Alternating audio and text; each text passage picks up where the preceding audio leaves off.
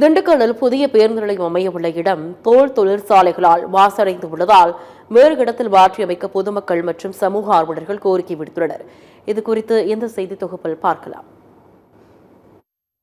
கடந்த 2014ஆம் ஆண்டு திண்டுக்கல் மாநகராட்சியாக தரம் உயர்த்தப்பட்டது. திண்டுக்கல் நகரின் மைய பகுதியில் அமைந்துள்ளது காமராஜர் பேருந்து நிலையம்.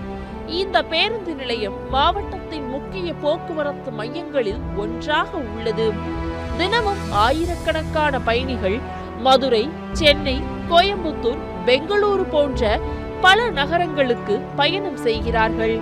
போதிய இடவசதி இல்லாதது, போக்குவரத்து நெருக்கடி ஆகியவை காரணமாக புதிய பேருந்து நிலையம் அமைக்க மக்கள் தொடர்ந்து கோரிக்கை விடுத்து வந்தனர். இந்த நிலையில் திண்டுக்கல் நகரின் மைய பகுதியில் அமைந்துள்ள பேருந்து நிலையத்தை புறநகர் பகுதியான பள்ளப்பட்டி ஊராட்சி ஒன்றியத்தில் அமைக்க சுமார் 65.2 கோடி மதிப்பில் ஒப்பந்தம் விடப்பட்டுள்ளது. ஆனால் பேருந்து நிலையம் அமைக்க தேர்ந்தெடுக்கப்பட்டுள்ள பள்ளப்பட்டி பகுதியானது தோல் தொழிற்சாலைகள் சூழ்ந்த பகுதியாக உள்ளது. குறிப்பாக தோல் தொழிற்சாலையிலிருந்து வெளியேறும் கழிவுநீர் இப்பகுதியில் உள்ள விவசாயத்தை அழித்து மண் வளத்தை பாதித்துள்ளதாக கூறப்படுகின்றது. மேலும் இந்த பகுதியை முறையாக மத்திய மாநில அரசுகள் உரிய ஆய்வு நடத்தாமல் தற்பொழுது புதிய பேருந்து நிலையம் அமைப்பதற்கு ஒப்பந்தம் விடப்பட்டுள்ளதாக இப்பகுதி மக்கள் மற்றும் சமூக ஆர்வலர்கள் குற்றச்சாட்டை முன்வைத்துள்ளனர். இதுகுறித்து நமது செய்தியாளர் திண்டுக்கல் மாநகராட்சி கமிஷனரிடம் வினவிய போது இந்த திட்டத்திற்கு முறையான அனுமதி பெற்றுதான் டெண்டர் விடப்பட்டுள்ளதாக தெரிவித்தார்.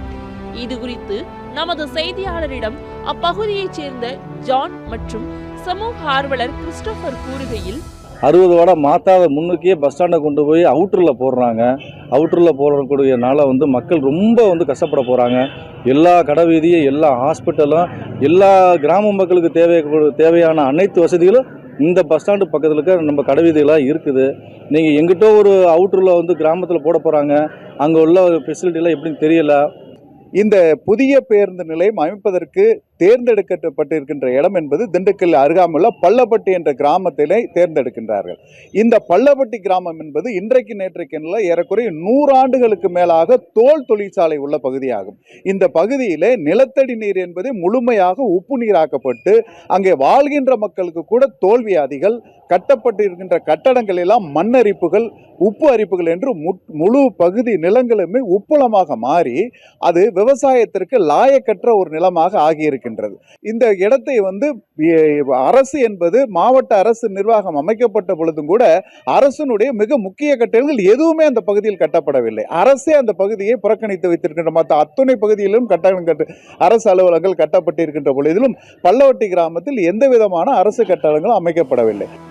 எனவே தோல் தொழிற்சாலைகளால் மாசடைந்து உள்ளதாக கூறப்படும் புதிதாக அமைய உள்ள பேருந்து நிலையத்தை வேறு இடத்தில் மாற்றி அமைக்கவும், இல்லையேல் தற்போதுள்ள பேருந்து நிலையத்தையே மேம்படுத்திடவும் மாநகராட்சி நிர்வாகம் உரிய நடவடிக்கை எடுக்க வேண்டும் எனவும் பொதுமக்கள், சமூக ஆர்வலர்கள் கோரிக்கை விடுத்துள்ளனர். சத்தியம் தொலைக்காட்சியின் செய்திகளுக்காக திண்டுக்கல் மாவட்ட செய்தியாளர் நாட்ராயனுடன் செய்திக்குழு.